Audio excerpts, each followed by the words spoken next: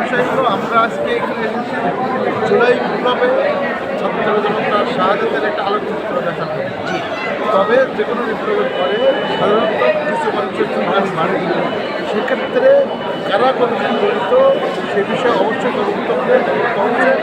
দেশি বিদেশি এবং আন্তর্জাতিক মিডিয়া সবই লক্ষ্য করছেন, যারাই জড়িত হোক তারা শাস্তি পাবে না।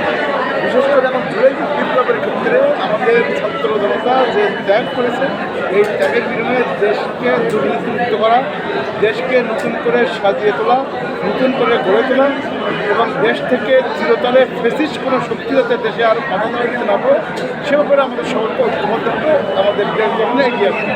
এটা হলো আমাদের মূল আজকের সেটা আমি বলছি। কিন্তু ভারতে যে বাংলাদেশের একজন ইন্টারন্যাশনাল মানের খেলোয়াড় মারা গেল, এই বিষয়টা আপনি সন্দেহ করছেন না যে এই ধরনের মানে তদন্ত ছাড়া কোনো বিষয় সন্দেহ করার কোনো বিষয় নয়, তবে এই ব্যাপারে অবশ্যই আসল তথ্য বেরিয়ে আসবে। ঠিক আছে। আর বিষয়টা হচ্ছে এই যে জুলাই বিপ্লবের এই যে শিবিরের এই কর্মকাণ্ড, এইটা বাংলাদেশের মানুষের কাছে কি মেসেজ যাচ্ছে, বা আপনারা ইসলামী আলেম ওলামাদের মধ্যে মাঝে কি মেসেজ যাবে? মেসেজ একেবারেই ক্লিয়ার।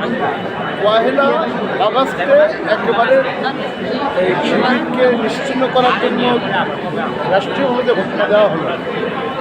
এই শক্তিতে ইসলামের শক্তি, এই শক্তিতে দেশের শক্তি, এই শক্তিতে জনগণের শক্তি, এই শক্তিতে মানুষের কল্যাণে সবসময় আছে, ছিল, থাকবে। আল্লাহ তালা এই প্রমাণ করে দিল কিন্তু জুলাই বিপ্লবের মাধ্যমে। অতএব এই শক্তিকে ইনশাআল্লাহ আল্লাহ তালার রহমতে এই দেশ থেকে, এই দুনিয়া থেকে এবং জনগণ থেকে কোনোভাবে বিচ্ছিন্ন করা যাবে না।